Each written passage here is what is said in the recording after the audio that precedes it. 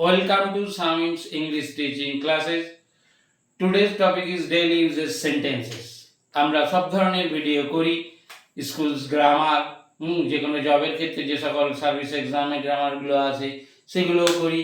আজকে আমরা daily uses সেন্টেন্সটা করছি, কারণ প্রত্যেকদিন কথা বলতে গেলে বিভিন্ন ধরনের সেন্টেন্সের আমাদের প্রয়োজন হয়, এবং সেই সেন্টেন্সগুলো যদি আমাদের জানা না থাকে তাহলে আমরা সেগুলো কি করতে পারি না, বলার সময় বুঝে উঠতে পারি না যে কি বলবো। এই জন্য সেন্টেন্সগুলো যদি আমাদের আগে থেকে এখানটা থাকে তাহলে আমরা বলতে পারবো। বাংলা বলার সময় যেমন আমরা ভাবি না, অটোমেটিক চলে আসে, ঠিক সেরকমই ইংলিশগুলো আমাদের অটোমেটিকই চলে আসবে। এটা জাস্ট প্র্যাকটিস। বারবার বলছি, ভিডিও দেখবে, মুখস্থ করবে, সব কিছু করবে, কিন্তু স্পিকিংটা করবে, বলবে। যারা বলছে ব্যাচের মধ্যে তারা কিন্তু অনেক অনেক ইমপ্রুভমেন্ট করে ফেলেছে। তোমরা যারা ভিডিও দেখছো, যাদের ইংলিশ স্পিকিং করার ইচ্ছা আছে কি বর্তমানে এটা একদম দরকারি। এটা ছাড়া তুমি কোনো ইন্টারভিউ ফেসই করতে পারবে না, কারণ ওখানে প্রথম যে তোমাকে কোশ্চেনগুলো, তোমার সাথে পরিচয় হবে, কোশ্চেনগুলো জিজ্ঞাসা করবে, সবই তো কি, কোন ল্যাঙ্গুয়েজ, ইংলিশ। তাই জন্য এটা কিন্তু তোমাকে শিখতেই হবে। তুমি পড়াশোনায় ভালো হও আর খারাপ হও, তুমি খুব পড়াশোনায় ভালো, একটা ইন্টারভিউ ফেস করতে পারবে না, কারণ ইংলিশে তুমি স্পিকিং করতে পারো না, তুমি লিখতে পারো। সো তোমাকে শিখতেই হবে স্পোকেন ইংলিশ বা ইংলিশে কথা বলা। ওকে, লেটস স্টার্ট। নাম্বার 1, সে আর ছাত্র নয়। একটা নতুন ধরনের সেন্টেন্স, সে আর ছাত্র নয়। He is no longer a student. He is no longer a student. এখন আমার সঙ্গে বলতে থাকো আর পুরো ভিডিওটা দেখবে। শেষে যখন আমার বলা হয়ে যাবে তখন তারপরে শুধু বোর্ডের ভিডিওটা থাকবে, সেটা দেখে লিখে নেবে। নাম্বার 2, আমি আর গায়ক নই। আমরা অনেক সময় বলি আমি আর ছাত্র নেই, বড় হয়ে গেছি, আমি আর গায়ক নেই, তাই তো? তখন কি বলবো? I am no longer a singer. I am no longer a singer. আমরা নতুন যেটা শিখলাম কি, নো লঙ্গার। এরকম ধরনের সেন্টেন্স হলে তুমি নো লঙ্গার দিয়ে বলবে। আমি গায়ক নই, আমি ছাত্র নই, আমি বাচ্চা নই, যাই হোক তুমি। কারণ এই যে আমরা বলি একটা সূত্র দিয়ে, একটা প্যাটার্ন দিয়ে 1000, 200, 500, 5000 সেন্টেন্স বানাও, ঠিক এই কারণে। নাম্বার 3, আমি প্রায় চাকরিটা পেয়ে গিয়েছিলাম। আমি প্রায় চাকরিটা পেয়ে গেছিলাম। I was about to get the job.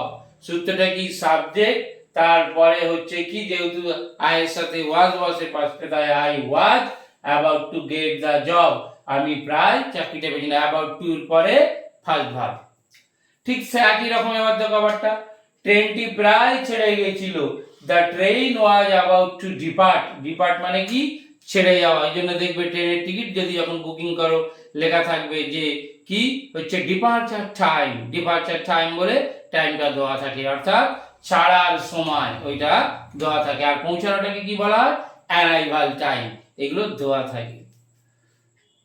তাহলে আমরা হচ্ছে প্রায় গেছিল, চাকরিটা পেয়ে গেছিল, প্রায় ছেড়ে গিয়েছিল, প্রায় খেয়ে ফেলেছিল, এই ধরনের সেন্টেন্সগুলো আমরা এরকম ভাবে করব। নেক্সট, তোমার ঘড়িতে কটা বেজেছে। তোমার ঘড়িতে কটা বেজেছে। What is the time by your watch. What is the time by your watch. তোমার ঘড়িতে কটা বেজেছে। নাম্বার 6, তুমি অবশ্যই কালকের মধ্যে কাজটি শেষ করবে। তুমি অবশ্যই কালকের মধ্যে কাজটি শেষ করবে। ইউ মাস্ট, অবশ্যই, finish the work by tomorrow. You must finish the work by tomorrow. এখানে প্রিপোজিশনটা কি, বাই। কালকের মধ্যে, 8টার মধ্যে, 9টার মধ্যে আমরা প্রিপোজিশন বাই ইউজ করতে পারবো। নাম্বার 7, ডাক্তার এখনো আসেনি। ডাক্তার এখনো আসেনি। The doctor, present perfect tense যদি বলি এটা, the doctor has not come yet. তাহলে এখানে ওয়ার্ডটা কি পেলাম, এখনো হচ্ছে yet. The doctor has not come yet. সব দুটো করে দেই, কারণ আমাদের বুঝতে সুবিধা হবে, এই জন্য আমি দুটো করে দেই। তুমি এখনো ঘুমাচ্ছ। You are sleeping yet. আমরা বলি না, এই 10টা বেজে গেছে, এখনো ঘুমাচ্ছ, এখনো ঘুমাচ্ছিস। সারাকে অনেক সময় বলি, সারা এখনো ঘুমাচ্ছে। ওর মা হচ্ছে চিৎকার করে। চিৎকার করে ইংরেজি কি, সাউট। তাহলে কি হবে, যে তুমি এখনো ঘুমাচ্ছ, ইউ আর স্লিপিং ইয়েট। সে এটার যোগ্য নয়, সে এটার যোগ্য নয়। she doesn't deserve it, she does not deserve it। আমরা কি বলবো? doesn't deserve it। এটা doesn't লিখতে ভালো হতো, আমি ভেঙে লিখেছি does not। নাম্বার 10, আর কে ওখানে যাচ্ছে? আর কে ওখানে যাচ্ছে? who else is going there? আর কে? এটা কি? who else, who else, আর কে হচ্ছে? who else। নাম্বার 11, তুমি এটা ঠিক করনি, তুমি এটা ঠিক করনি। কোন একটা ভুল কাজ করলে আমরা বলি তুমি এটা ঠিক করনি। you didn't do it right, you didn't do it right, তুমি এটা ঠিক করনি। যখনই নি দিয়ে থাকি, যদি নেগেটিভ হয়, নাবাচক হয়, আমরা didn't। সে খায়নি, he didn't eat, সে যায়নি, he didn't go। এই ধরনের সেন্টেন্সগুলো আমরা ইউজ করব। নাম্বার 12, আপনি কিভাবে আমাকে এটা করতে বলেন? আপনি কিভাবে আমাকে এটা করতে বলেন? How do you tell me to do this, how do you tell me to do this.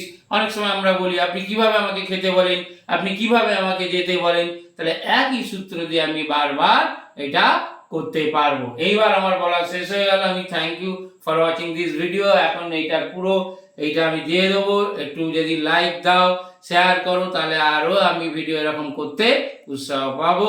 Thank you for watching this video.